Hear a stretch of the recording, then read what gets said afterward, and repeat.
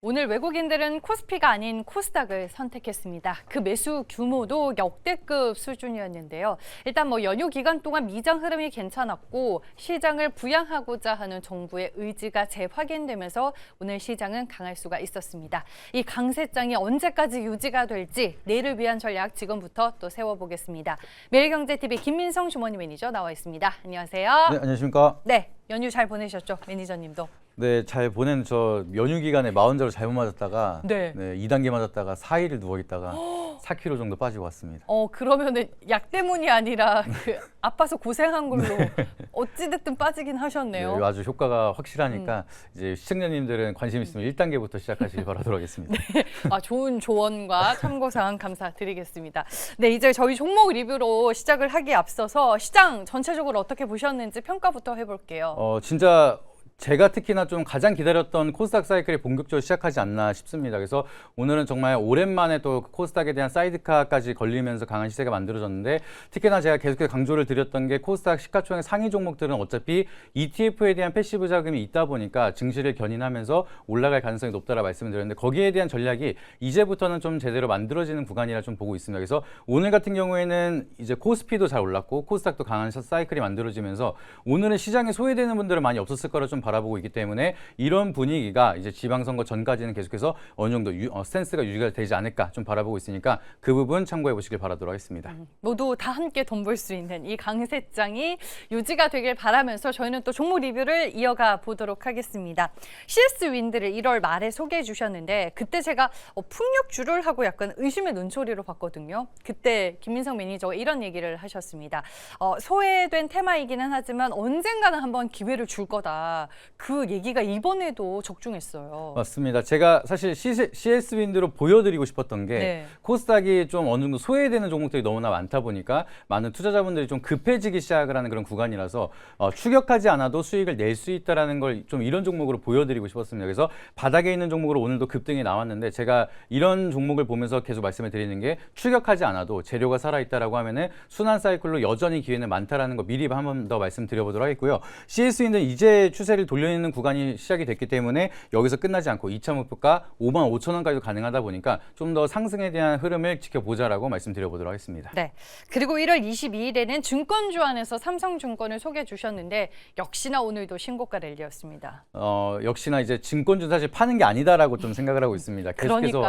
계속해서 올라가고 있고, 사실 팔 이유가 없어서 옛날에 조방원을 보는 것 같습니다. 실적이 계속 좋아진다라고 하면은 투자자들이 지금 당장 팔 이유가 없다 보니까 삼성증권도 마찬가지라고 보시면 좋을 것 같습니다. 지금 같은 경우에도 코스닥이 계속해서 강한 시세가 만들어지고 있는 상황이고, 코스피도 사상 최고가를 계속 기록을 하고 있는 만큼 계속해서 증권주에 대한 실적 모멘텀은 올해 계속 좋을 수밖에 없다 보니까 이런 사이클이 이어진다라고 하면은 이제 고점을 뚫고 52주 신고가에 대한 흐름이 만들어지는 구간이니 저는 계속해서 올라갈 수 있을 거라 좀 바라보고 있습니다. 그래서 삼성증권도 2차 목표가 14만 원 말씀드려보도록 할 테니까 가격 전략 확인하시고 좀 더 길게 끌고 가자라고 말씀드려보도록 하겠습니다. 네, 하차할 이유가 없다. 추가적인 주가 상승 흐름을 더 누려보자라고 코멘트를 해주셨습니다.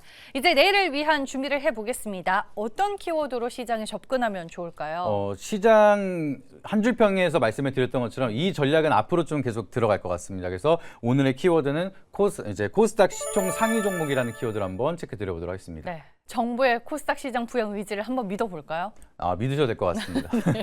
네, 코스닥 시총 상위 오늘의 키워드고요. 거기에 해당되는 첫 번째 테마 무엇일까요? 저는 솔직히 코스닥이 올라간다라고 하면은 그동안은 조금 많은 의심의 눈초리를 많이 받았던 섹터긴 하지만 이 섹터는 빼놓고 하기 어렵다라고 좀 판단이 되고 있기 때문에 다시 한번 가져왔습니다. 바이오 테마 한번 체크 드려보도록 하겠습니다. 네, 바이오가 오늘 강하게 반등하기는 했는데 솔직히 지난해 하반기와 비교를 하면은 좀 희망 고문 아닌 희망 고문을 많이들 겪고 계시거든요. 맞습니다. 근데 사실은 저는 이걸 희망 고문이라기보다는 조금 더 믿음의 영역으로 본다라고 하면은 기업에 대한 펀더멘탈은 그대로 있지만 가격 전략으로는 저렴하게 살 수 있는 기회를 주고 있었다라 좀 판단이 되고 있기 때문에 이런 구간을 우리가 잘 활용하는 게 오히려 중요하다 좀 말씀드려보고 싶습니다. 네, 그러면 이어서 이슈도 체크해 볼게요. 네, 이슈를 보시게 되면 이런 전략을 저만 생각하고 있는 게 아니라 증권가들은 많이 바라보고 있는 상황입니다. 그래서 설 지나고 어디에 투자를 할까? 증권가에서는 이미 반도체 그리고 여기서 바이오까지도 주목을 하고 있다는 소식이 만들어지면서 그러면서 여전히 바이오 사이클이 끝났다라가 아니라 바이오에 대한 사이클은 언제든지 올 수가 있다라는 포커스가 맞춰지고 있는 만큼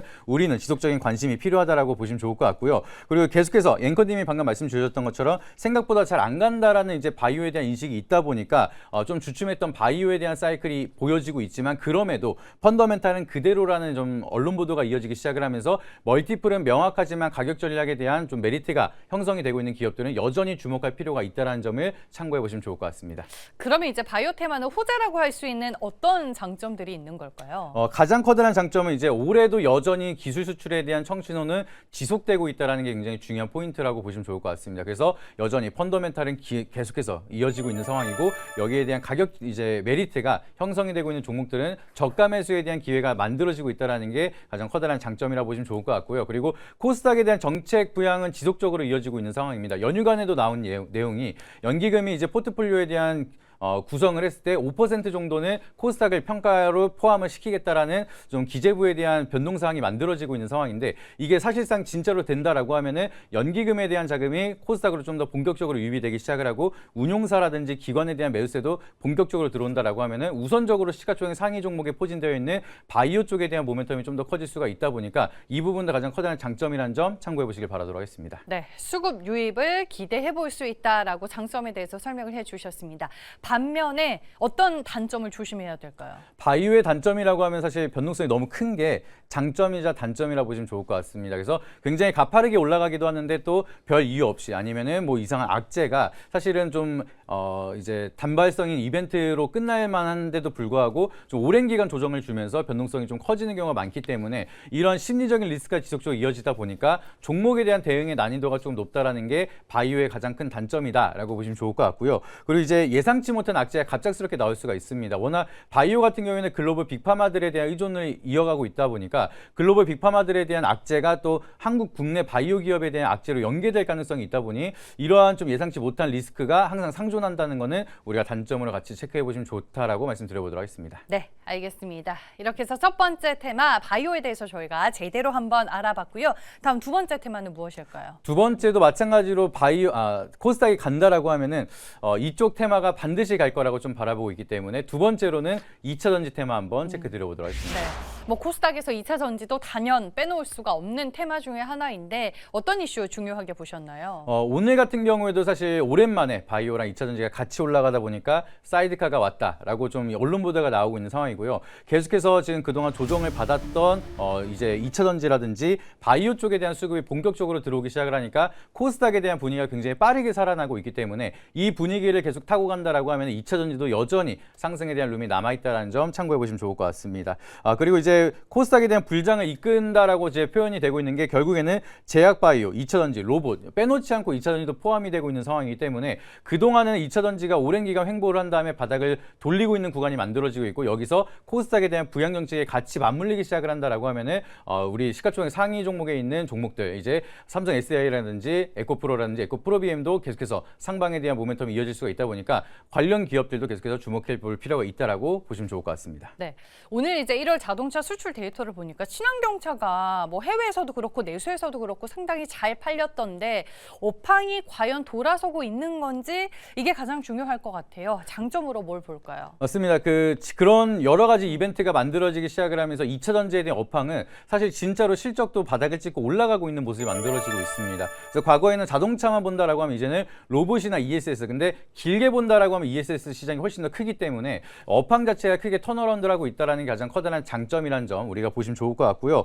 그리고 미래 산업을 본다라고 하면 많은 분들도 아시겠지만 결과적으로는 산업 발전이 지속적으로 이어지는 상황이 이어진다라고 하면은 배터리는 더 많이 쓸 수밖에 없습니다. 그렇기 때문에 미래 성장에 대한 필수 산업으로 포함이 되고 있는 것은 2차 전지이기 때문에 미래 가치 동력을 본다라고 하면은 장기 사이클로도 볼 수가 있는 게 2차 전지이기 때문에 단발성이 아니라 긴 호흡으로 볼 수 있는 좀 모멘텀이 크다라는 점이 가장 커다란 장점으로 보시면 좋을 것 같습니다. 반면에 단점으로는 뭘 유념하면 좋을까요? 아무래도 이제 캐즘 현상으로 좀 투자 심리가 많이 꺾인 빠진 상황입니다. 그렇기 때문에 항상 누차 말씀을 드리지만 숫자로 증명하는 구간이 분명히 필요하다. 그렇기 때문에 이 숫자가 증명이 되지 않는다라고 하면은 아주 강한 시세, 과거처럼 이제 뭐 52주 신고가를 돌파하는 구간까지는 아직까지는 어렵다 보니까 그 부분 어떻게 해소를 시킬 수가 있을 것인지가 지속적으로 체크가 필요하다는 점 미리 말씀드리고요.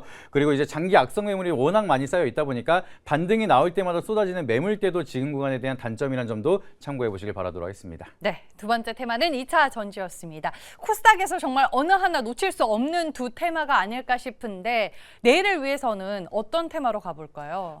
저는 둘 다 굉장히 좋다라고 보고 있긴 하지만 내일 당장 우리가 좀 선택을 해볼 만한 거는 바이오가 좀 더 빠르지 않을까 해서 바이오 한번 선택해 보도록 하겠습니다. 바이오의 기세를 한번 더 믿어보자라고 말씀해 주셨습니다. 어떤 종목 매력적으로 보시죠? 사실 11월 달에 말씀드리고 나서 한 33% 정도 수익을 내고 다시 한번 재도전을 하는 올릭스라는 종목 한번 체크 드려보도록 하겠습니다. 네, 지금 어떤 모멘텀이 있는 걸까요? 사실 다들 잘 알고 계신 것처럼 이제 일라일릴리와에 대한 모멘텀을 같이 가지고 있는 기업인데 그 외에 추가적인 모멘텀이 또 하나 나오고 있는 상황입니다.